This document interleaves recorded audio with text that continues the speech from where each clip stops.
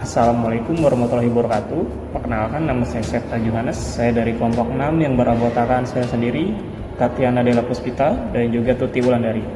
Kami akan membawakan presentasi tentang Starbucks Corporation dari mata kuliah Manajemen Strategik dengan dosen pengampu Bapak Ade Sarangit Pakenhera, SEMS. Langsung saja kami akan membahas tentang SWLT dari Starbucks. Pertama-tama, perkenalan dari Starbucks. Starbucks Corporation adalah sebuah jaringan kedai kopi dari Amerika Serikat yang bertempat di Seattle, Washington. Starbucks merupakan kedai kopi terbesar di dunia dengan kedai di 44 negara. Starbucks pertama kali hadir di Indonesia pada tahun 2002. Starbucks memiliki nuansa ruangan yang nyaman, nuansa dengan warna-warna seperti abu-abu, coklat, dan hitam, memberikan kesan nyaman kepada pelanggan. Selain itu, Starbucks juga menyediakan fasilitas free wifi. Dan sebagai menu pelengkap yang dijadikan sebagai hidangan pendamping kopi atau minuman jenis lainnya di Starbucks, menyediakan cake dan juga roti. Starbucks menjalankan bisnis minuman sangat sukses dan tentunya tidak lepas dari analisa yang dilakukan. Apalagi perusahaan ini selalu menjalankan usaha yang berhasil berkembang dan banyak sekali peminat dari kopi ini.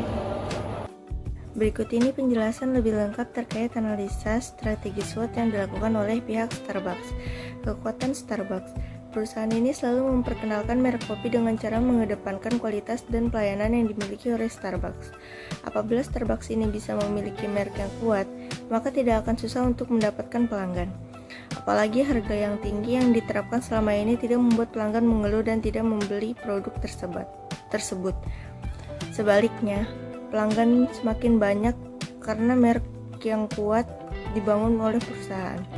Kekuatan perusahaan Starbucks yang lain yaitu menjual aneka makanan ringan, buku, film, dan masih banyak lagi. Selain itu, lokasi kedai yang strategis dan mudah ditemukan pelanggan, gerai yang dimiliki Starbucks sudah tersebar hampir di seluruh negara termasuk Indonesia. Kelemahan Starbucks. Pada bagian kelemahan ini ada beberapa yang perlu dianalisa. Salah satu yang penting untuk diketahui kelemahannya adalah banyaknya pesaing bisnis kopi selain Starbucks ini. Selain itu, harga kopi yang ditawarkan cenderung tinggi daripada pesaing yang lainnya. Terdapat kekurangan seperti banyaknya keluhan karyawan yang berdampak pada terbentuknya serikat kerja. Meskipun harga tinggi dari produk Starbucks tinggi, tetapi kualitas yang diberikan juga bagus. Wajar apabila peminat produk satu ini sangat banyak dan dari semua kalangan. Penikmat kopi menjadi semakin banyak karena adanya Starbucks. Peluang Starbucks. Selanjutnya ada analisa peluang yang ada pada perusahaan Starbucks atau opportunities. Analisa pada bagian peluang yang diketahui ada beberapa bagian penting.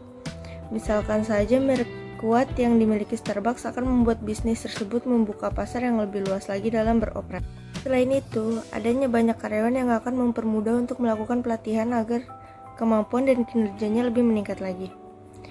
Dukungan berupa finansial juga sangat kuat dan mudah sekali menembus pasar. Starbucks memiliki peluang untuk bergabung dengan perusahaan yang lain. Seperti yang sudah dibahas sebelumnya terkait dengan merek yang kuat, tentunya perusahaan Starbucks tidak akan mengalami kesulitan saat melakukan kolaborasi dengan beberapa perusahaan. Peluang bagus yang dimiliki perusahaan ini sangat cemerlang untuk di masa yang berkelanjutan. Ancaman Starbucks. Persaingan dengan beberapa kedai kopi kekinian mengakibatkan suatu ancaman tersendiri bagi perusahaan ini. Banyak tersebar kedai kopi yang memberikan pelayanan sejenis dengan Starbucks dengan harga yang lebih rendah.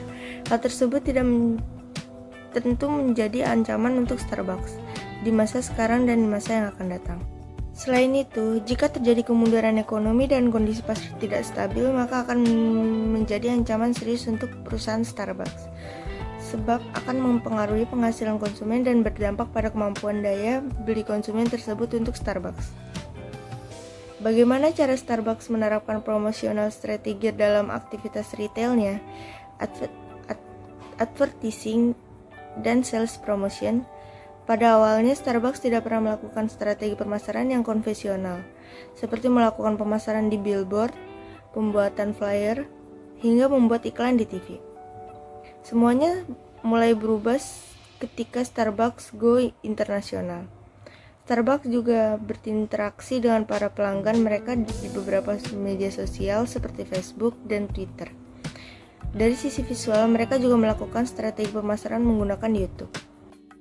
Starbucks membuat program loyalitas kepada para pelanggannya, yaitu berupa kartu.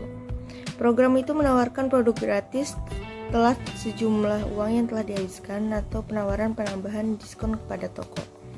Starbucks juga aktif membuat special event, contoh pada Desember 2013 mengadakan event free tumbler saat konsumen melakukan top up Starbucks card sebesar 400.000.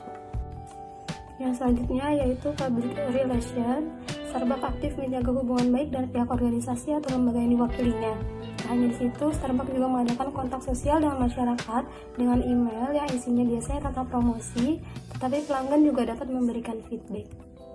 Jadi kesimpulannya, Starbucks adalah perusahaan terkenal dan sukses yang telah membangun merek yang kuat dan basis pelanggan setia. Namun perusahaan beroperasi di pasar yang dinamis dan kompetitif serta menghadapi sejumlah tantangan dan peluang. Agar dapat terus meraih kesuksesan, Starbucks perlu mempertimbangkan dengan cermat berbagai faktor yang terdampak pada bisnisnya dan menerapkan strategi yang dapat mengatasi faktor-faktor tersebut serta menyelaraskan dengan tujuan bisnisnya secara keseluruhan.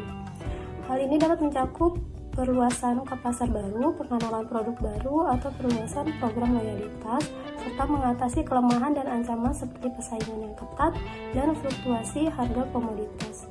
Dengan menganalisis dan mengatasi faktor-faktor ini secara cermat, Starbucks dapat memposisikan diri untuk meraih kesuksesan yang berkelanjutan di masa depan. Cukup sekian dari kami, kurang lebihnya mohon maaf. Terima kasih. Wassalamualaikum warahmatullahi wabarakatuh.